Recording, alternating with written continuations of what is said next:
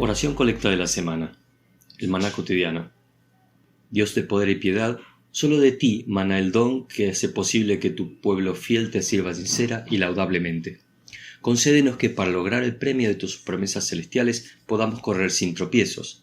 Por Jesucristo nuestro Señor, que vive y reina contigo y el Espíritu Santo, un solo Dios, ahora y por siempre. Amén. Los cristianos servimos a Dios en distintas formas, en distintos momentos, con distintos énfasis y aún en ocasiones con distintos objetivos.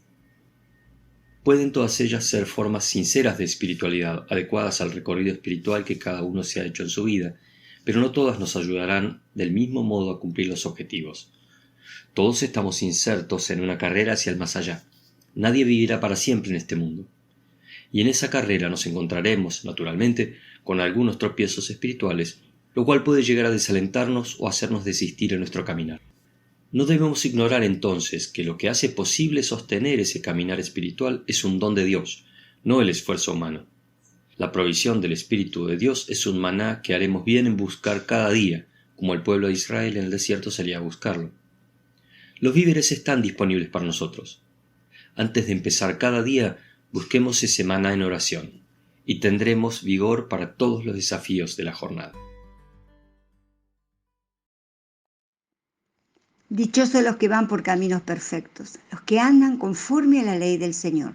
Dichosos los que guardan sus estatutos y de todo corazón lo buscan. Jamás hacen nada malo, sino que siguen los caminos de Dios. Tú has establecido tus preceptos para que se cumplan fielmente. Cuánto deseo afirmar mis caminos para cumplir tus decretos. No tendré que pasar vergüenzas cuando considere todos tus mandamientos. Te alabaré con integridad de corazón cuando aprenda tus justos juicios. Tus decretos cumpliré. No me abandones del todo. ¿Cómo puede el joven llevar una vida íntegra? Viviendo conforme a tu palabra. Yo te busco con todo el corazón. No dejes que me desvíe de tus mandamientos. En mi corazón atesoro tus dichos para no pecar contra ti. Bendito seas, Señor. Enséñame tus decretos. Con mis labios he proclamado todos los juicios que has emitido. Me regocijo en el camino de tus estatutos más que en todas las riquezas. En tus preceptos medito y pongo mis ojos en tus sendas. En tus decretos hallo mi deleite y jamás olvidaré tu palabra. La lectura se toma de Deuteronomio, capítulo 6, versículos 1 al 9. Estos son los mandamientos, leyes y decretos que el Señor su Dios me ha ordenado enseñarles, para que los pongan en práctica en el país del cual van a tomar posesión. De esta manera honrarán al Señor su Dios y cumplirán durante toda su vida las leyes y los mandamientos que yo les mando a ustedes, a sus hijos y a sus nietos, y así vivirán muchos años. Por lo tanto, israelitas, pónganlos en práctica. Así les irá bien y llegarán a ser un pueblo numeroso en esta tierra donde la leche y la miel corren como el agua, tal como el Señor y Dios de sus antepasados se lo ha prometido. Oye, Israel, el Señor nuestro Dios es el único Señor. Ama al Señor tu Dios con todo tu corazón, con toda tu alma y con todas tus fuerzas. Grábate en la mente todas las cosas que hoy te he dicho, y enséñaselas continuamente a tus hijos. Háblales de ellas tanto en tu casa como en el camino, y cuando te acuestes y cuando te levantes. Lleva estos mandamientos atados en tu mano y en tu frente como señales, y escríbelos también en los postes y en las puertas de tu casa. Es palabra de Dios.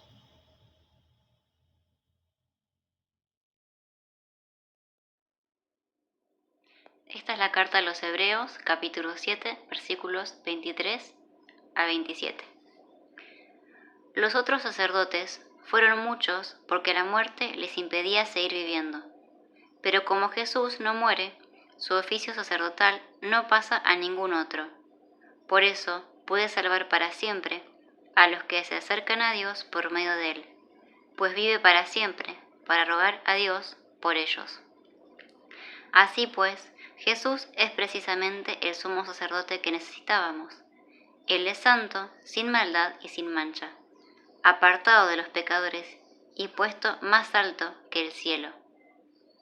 No es como los otros sumos sacerdotes, que tienen que matar animales y ofrecerlos cada día en sacrificio, primero por sus propios pecados y luego por los pecados del pueblo. Por el contrario, Jesús ofreció el sacrificio una sola vez y para siempre, cuando se ofreció a sí mismo. Es palabra de Dios.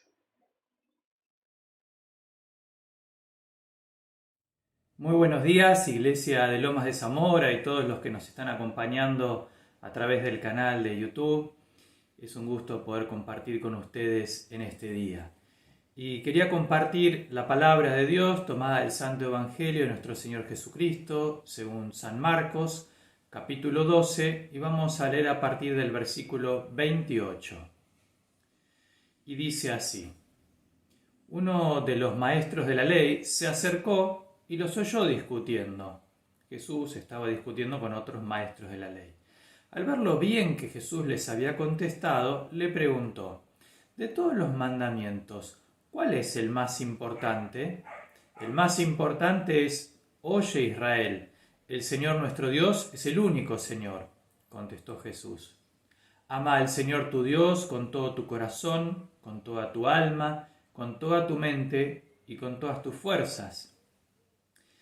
El segundo es: ama a tu prójimo como a ti mismo. No hay otro mandamiento más importante que estos.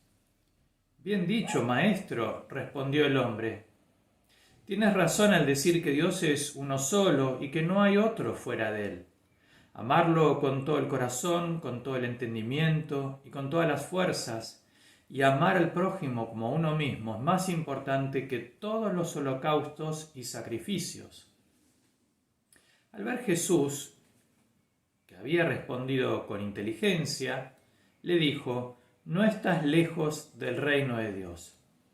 Y desde entonces nadie se atrevió a hacerle más preguntas a Jesús. Este es el Evangelio del Señor. Supongamos por un momento que viviésemos en la época de Jesús y que tuvieses la oportunidad de hacerle una única pregunta. Una sola pregunta a Jesús. ¿Cuál le harías? ¿Cuál sería esa pregunta? ¿Qué le preguntarías a Jesús si lo tuvieses cara a cara? Quizás alguien le preguntaría cuál es el motivo por el cual él personalmente o ella está atravesando o tuvo que atravesar un momento difícil de su vida, ¿no? La pérdida de un ser querido tal vez. Sería una pregunta muy válida. ¿Por qué me pasó lo que me pasó? Otro a lo mejor le preguntaría acerca de aquellas cosas que la Biblia guarda silencio, esas cosas que no sabemos qué pasaron, cómo fue. Por ejemplo, entre los 12 años y los 30 años de Jesús, qué fue de su vida, o si alguna vez se enamoró. Otro a lo mejor le preguntaría algo con un alto vuelo teológico, ¿no? Como por ejemplo, cómo es el tema del libre albedrío, si tenemos o no libre albedrío. Pero Marcos 12, que yo les acabo de leer una de las últimas partes, lo que vemos son distintas autoridades religiosas que se acercan a Jesús para hacerle preguntas. Pero no le hacen preguntas como las que mencioné recién como ejemplo, sino más bien le hacen una pregunta que busca dejarlo mal parado. Como decimos, hacerle pisar el palito. Son preguntas capciosas.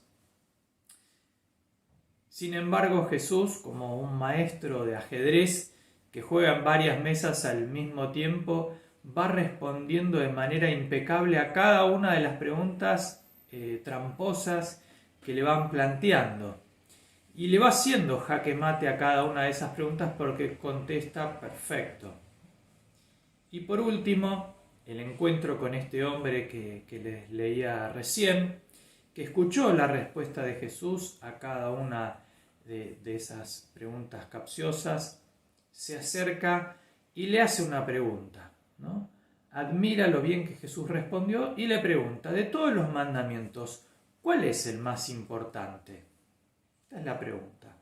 De todos los mandamientos que tenemos, ¿cuál es el más importante? No sé si en principio yo le hubiese hecho esa pregunta a Jesús, tal vez le hubiese hecho otra, pero es una pregunta muy válida y quizás yo no lo hubiera hecho porque uno ya conoce la respuesta, porque ya conoce la palabra de Dios, conoce la Biblia. Pero era uso y costumbre en aquella época que se le preguntase a los maestros qué pensaban de tal o cual tema, y sobre todo el tema de las leyes y de los preceptos que tenían que seguir los israelitas. De los 10 mandamientos que eran conocidos por todos, había otros mandamientos que estaban en la Torá, pero además había como aplicaciones particulares a cada uno de esos mandamientos que primero se transmitieron de manera oral, pero que después se pusieron por escrito. Es lo que se llamó la Mishnah. Es decir, que de los 10 mandamientos se ampliaron a más para tratar de explicar qué significaba cada uno de estos 10 mandamientos o su aplicación práctica. Después esa Mishnah requirió también una explicación y más ejemplos, así que tenemos lo que se llama la Gemara, y por último se reunió en un cuerpo más grande que es el Talmud. No voy a entrar en detalles en todo esto, pero básicamente uno tiene en los 10 mandamientos guardar el sábado, ¿no? como un precepto, y de ese precepto la Mishnah hizo 252 leyes. De uno solo hace 252, que después se van a ampliar más con la Gemara y con el Talmud. Es decir, que se volvió una cantidad enorme de leyes. Es así que los escribas enseñaban que había 365 acciones que todo judío debía evitar y 268 que debía realizar, un total de 633 leyes. ¿Cómo uno puede recordar cada una de esas? Por eso estaban los maestros de la ley, que eran una especie de consultores religiosos, ¿no? Uno quería saber si esto se podía hacer o esto no, o cómo hacer esto, y entonces ellos decían, bueno, esto se hace así para agradar a Dios, esto se hace de esta otra manera para agradar a Dios, esto no se hace. Y también estaba la pregunta si todas estas leyes y preceptos tenían el mismo valor o había diferencias. Si era lo mismo, por ejemplo, ofrecer en sacrificio a Dios una paloma enferma, moribunda, cosa que no estaba permitido, o por ejemplo, robarle la esposa a otra persona. ¿Era lo mismo o había una jerarquía entre leyes? Y esto era algo de lo cual se hablaba y se debatía mucho entre los maestros de la ley. Y por eso esta pregunta, ¿cuál es el mandamiento principal? Y Jesús le da un giro a toda este gran corpus de leyes que existían, que era enorme, y lo sintetiza en dos. Le dice, en cuanto a la ley, el primer mandamiento es: el Señor nuestro Dios es el único Señor. Ama al Señor tu Dios con todo tu corazón, con toda tu alma, con toda tu mente y con todas tus fuerzas. Ama a tu prójimo como a ti mismo. Punto final. Las otras leyes, los otros comentarios, los otros ejemplos, no son más que notas al pie de estas dos. Derivan de estas dos. Los 10 mandamientos se puede sintetizar en amar a Dios y amar al prójimo. Y Jesús, para dejarlos bien en claro, dice, y no hay otro mandamiento más importante que estos. No es que uno puede decir, bueno, pero hay un tercero que más o menos podría ir ahí. No. De 10, Jesús hace 2. Cuando los rabinos de la época de 10 habían hecho más de 600. Una vez llevaba a unos ingleses que estaban de visita en auto para conocer la ciudad y ellos estaban espantados de cómo se manejaba en Buenos Aires. Yo creo que no espantados de cómo manejaba yo, espero, pero de cómo se manejaba en la ciudad, ¿no? Llegábamos a una rotonda y nadie le cedía el paso a nadie, autos que pasaban semáforos en rojo, no se le daba prioridad a los peatones, etc. Y espantados como estaban, uno hizo un comentario muy bueno, dice: ahora entiendo cuál es la única ley que rige en esta ciudad para manejar: no chocar. Mientras vos no choques, todo lo demás está permitido. De alguna manera es verdad, porque todas las leyes de tránsito lo que buscan es evitar accidentes, y por eso están. Toda la ley de tránsito se puede sintetizar en no chocarás, así como Jesús sintetiza toda la ley en amar a Dios y amar al prójimo. Punto final. Y yo creo que este pasaje le viene bien a aquellos que tal vez se consideran correctos porque, a su entender, cumplen los 10 mandamientos. Más de una vez se me han acercado personas diciendo: yo cumplo los 10 mandamientos, por lo tanto creo que estoy bien ante Dios. Y me dice: yo no mato, menos mal, yo no robo, amo a mi mujer, no voy tras otras mujeres. Pero es como que estas personas se paran en los no de los 10 mandamientos, ¿no? Que no hacen esto, no hacen lo otro, no hacen lo otro. Bueno, están bien entonces. Y se olvidan de los sí, se olvidan de lo que los 10 mandamientos afirman, ¿no? Y la pregunta que uno le hace es: ¿estás amando a Dios con todo tu corazón, con toda tu alma, con toda tu mente, con todas tus fuerzas? O sea, ¿es un amor completo y total hacia Dios? ¿O es intermitente de ratos? ¿Y amás al prójimo proactivamente? Porque amar no es solamente no hacerle el mal a alguien, ¿no? Porque uno podría decir: bueno, yo amo a mi esposa porque no le pego, no le insulto, no la tiro por la ventana. Pero eso no es amar. Eso es no hacerle el mal, nada más. Amar es otra cosa. El amor se ve en lo que uno hace y dice por el otro, no en lo que omite hacer. Entonces, a quienes por ahí pueden tener ese pensamiento: bueno, yo no robo, no mato y demás, estoy bien delante de Dios. La pregunta es: ¿estás realmente amando a Dios con todo tu ser? ¿Y estás amando y sirviendo a tu prójimo como tienen que ser servidos, como Dios manda? Porque es muy fácil autojustificarse y decir: no soy tan mala persona, no soy tan malo como ese que está allá, o ese aquel que está ahí. Pero hay que tener cuidado, porque nadie cumple la ley perfecto. Nadie está 24 horas pudiendo amar a Dios con todo y la manera en la que debería amarlo, servirlo, honrarlo y glorificarlo. Ni amar al prójimo perfectamente. Entonces, el único que nos hace justos es Dios, que nos perdonó a través de Jesús, que nos limpia de nuestros pecados. Pero no podés autojustificarte, solo Dios justifica. Al segundo tipo de personas a las cuales le viene bien este pasaje son aquellos que miran solo el ritual, que ven lo exterior, que se olvidan de lo que es el interior y la razón de las cosas. Concluye este maestro de la ley cuando le pregunta a Jesús, y Jesús le responde citando a un profeta del Antiguo Testamento, Oseas, capítulo 6:6, porque dice este maestro de la ley: amar es más importante que todos los holocaustos y sacrificios. Amar no es un acto mecánico, no es un rito. Uno no puede estar, porque fácilmente uno podría estar de rodillas frente a la mesa del Señor, frente al altar de Dios, en una actitud de adoración, y sin embargo su corazón y su mente a cientos de kilómetros de ahí pensando en cualquier otra cosa. Puede haber ritos vacíos de contenido donde simplemente se cumplen ciertos ritos, ciertos gestos, pero sin embargo no reflejan el amor a Dios.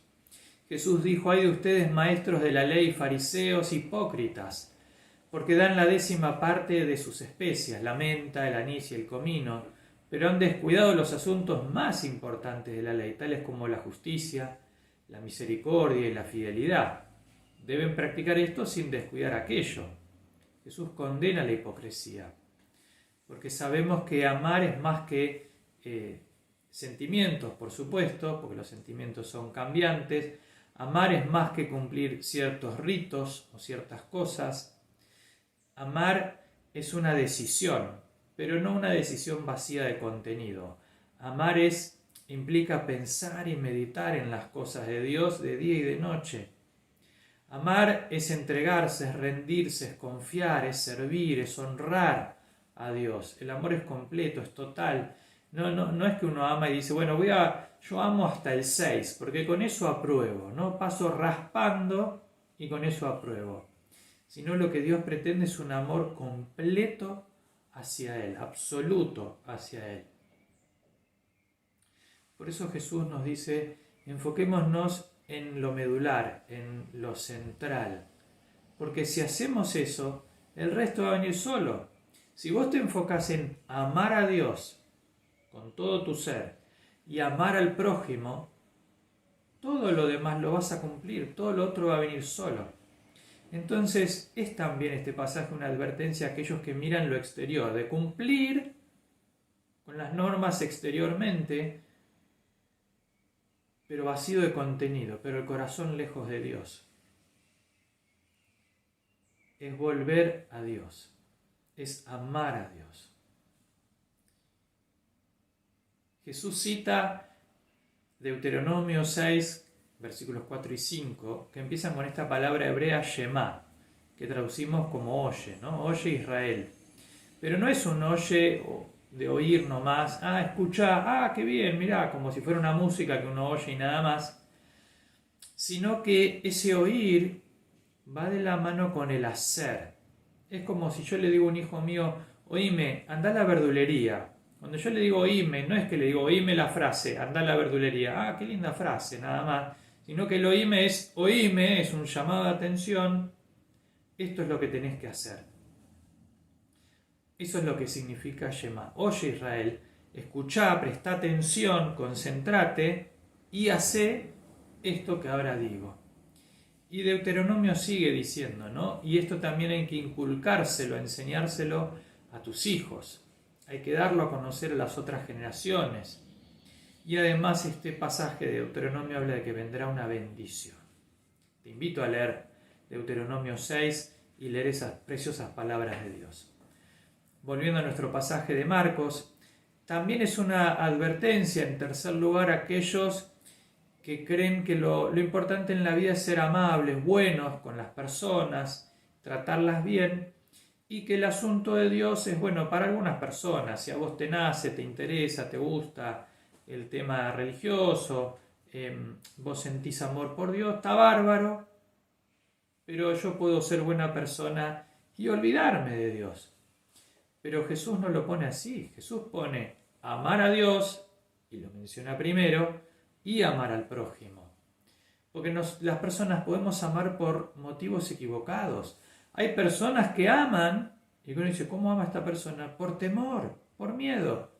Hay personas que aman por culpa, porque sienten culpa, entonces lo reflejan en amor. Hay personas que aman para recibir algo a cambio.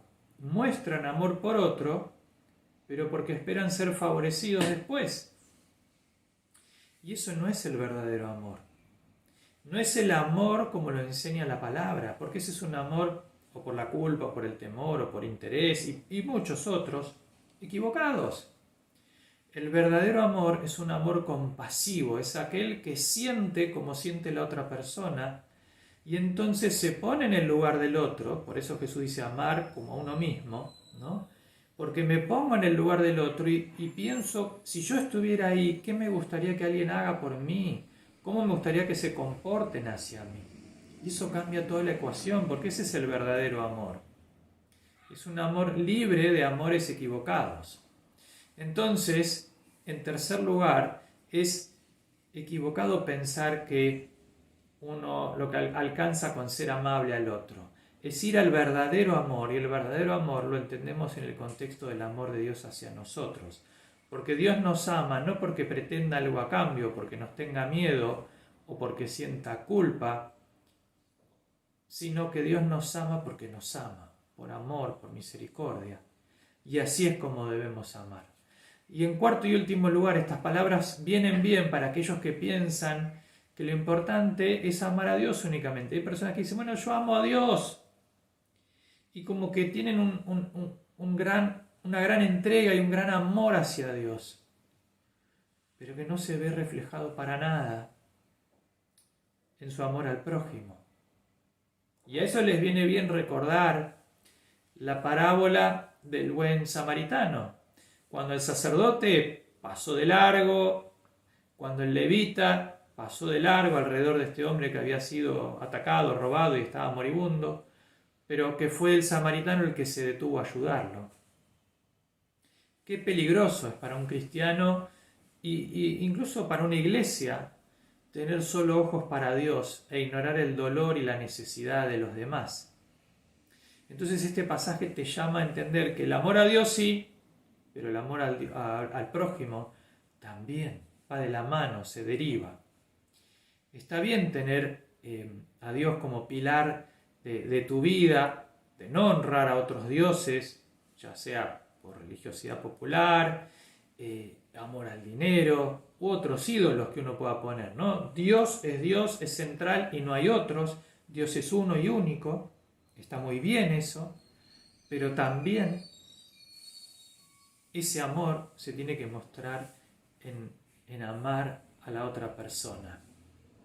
Hay personas que pueden tener conceptos teológicos excelentes, pero se olvidan de practicar ese amor al prójimo.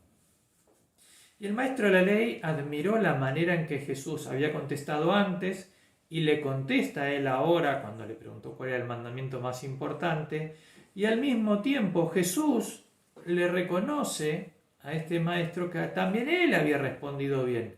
Se tiran flores mutuamente, ¿no?, entre Jesús y el maestro de la ley. Jesús le dice que había respondido bien y que no estaba lejos del reino de Dios. En otras palabras, iba por buen camino.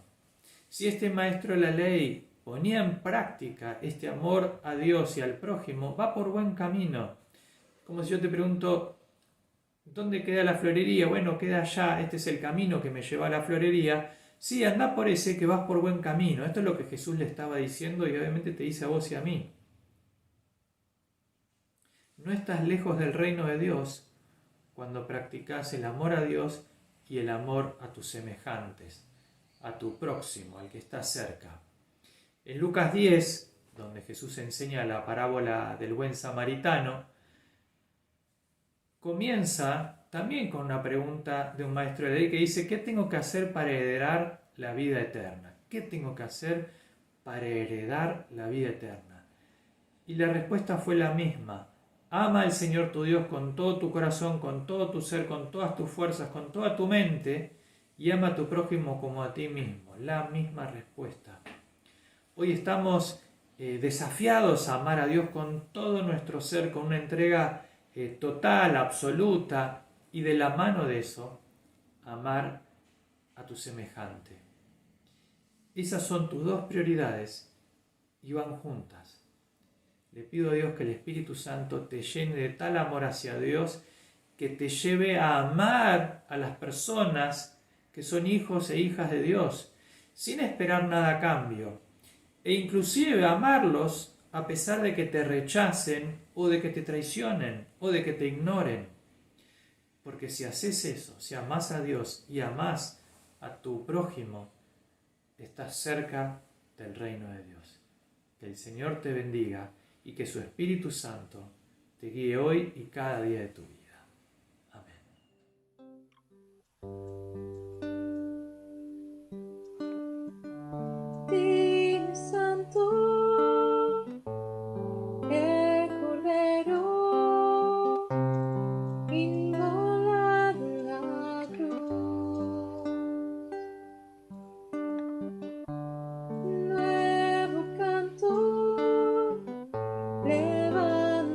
Levantaremos al que en su trono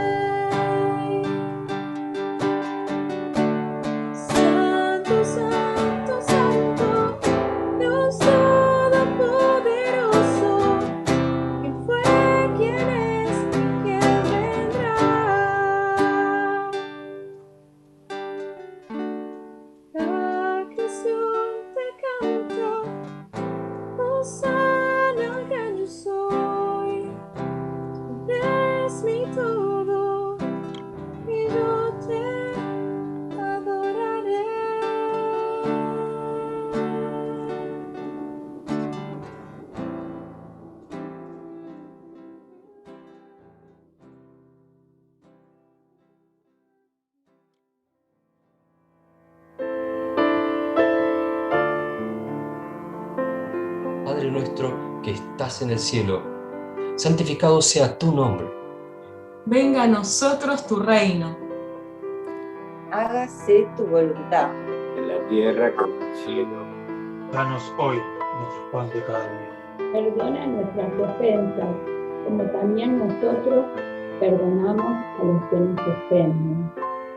No nos dejes caer en la tentación y líbranos del mal. Porque tuyo es el reino, tuyo es el poder. Y tuya es la gloria, ahora y por siempre.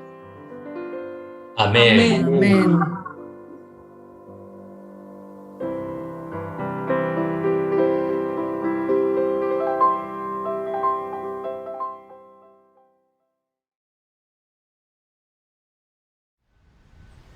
Si alguna vez nos ponemos a pensar seriamente si somos más deudores que acreedores o viceversa, la conclusión va a ser realmente automática.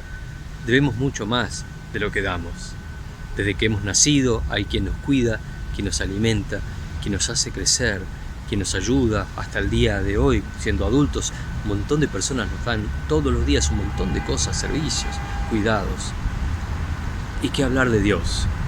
Cuando le debemos a Él la vida, cuando le debemos la salud, le debemos las posibilidades de trabajo, de estudio, de todo tipo, las muchísimas bendiciones con que contamos día tras día. De Él somos absolutamente deudores. ¿Y qué es lo que Dios nos pide a cambio? Que le demos todo, que le demos la vida. Les ruego que escuchen con atención estos consejos para poder ayudar a tener una relación correcta con Dios también desde el punto de vista de aquello que se nos da y qué hacemos con lo que se nos da. Recuerden esto: el que siembra escasamente, escasamente cosechará. Y el que siembra en abundancia cosechará.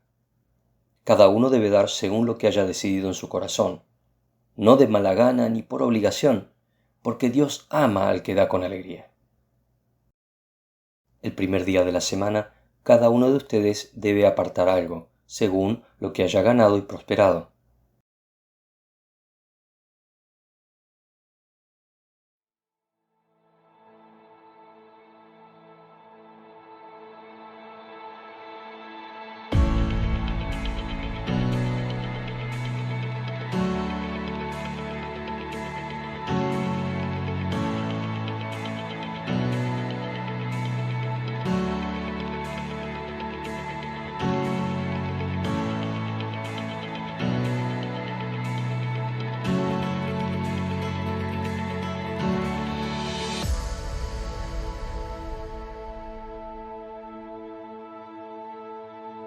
Welcome to Alpha.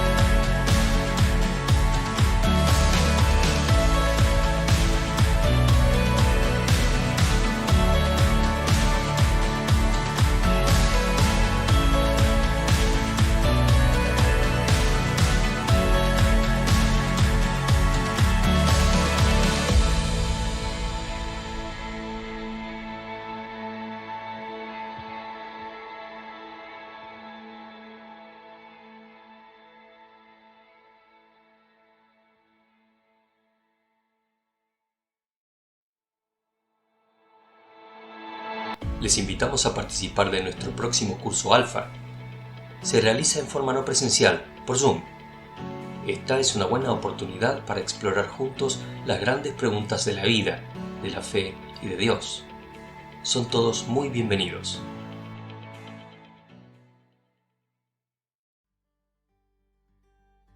Reflexión de la semana. Espíritu de cuerpo. La primer gran evidencia de nuestro caminar por el Espíritu o ser lleno del Espíritu de Dios no es una experiencia mística privada, sino nuestras relaciones prácticas de amor con otras personas. Por el reverendo John Stott. En muchas ocasiones se suele asociar la espiritualidad con el misticismo, especialmente cuando se habla desde el lenguaje coloquial. La vieja dicotomía cuerpo-alma sale a relucir una vez más, dividiendo al ser humano en piezas que parecen configurar dos personas en vez de una. Es como si pudiésemos vivir nuestras vidas en compartimentos estancos. Las cosas materiales corren por un carril, mientras que las espirituales van por otro. El mundo de las ideas separado del mundo material.